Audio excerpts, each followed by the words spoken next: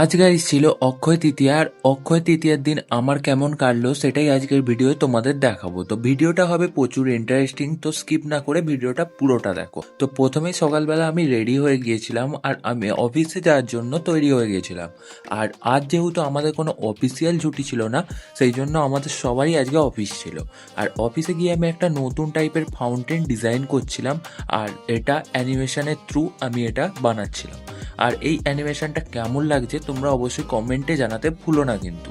আজকে দুপুরবেলা বাড়ি ফিরে আমি ঠান্ডা ঠান্ডা লস্যি খেয়ে নিচ্ছিলাম, কারণ আমাদের এখানে প্রচুর গরম পড়েছে।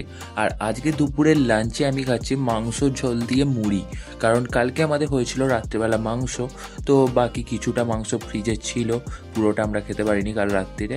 আর আজকে বিকেলবেলা আমি রেডি হয়ে গিয়েছিলাম, কারণ আজকে ছিল আমাদের সন্ধ্যাবেলা এক জায়গায় নতুন খাতা। তো নতুন খাতার ওখান থেকে অনেক মিষ্টির প্যাকেট পাঠিয়েছিল, তো আমি কটা মিষ্টি খেয়ে নিচ্ছিলাম সন্ধ্যাবেলার টিফিনে। তো দু একটা সন্দেশ আমি ট্রাই করে নিচ্ছিলাম কেমন টেস্ট, আর অবভিয়াসলি ভালো খেতে ছিল।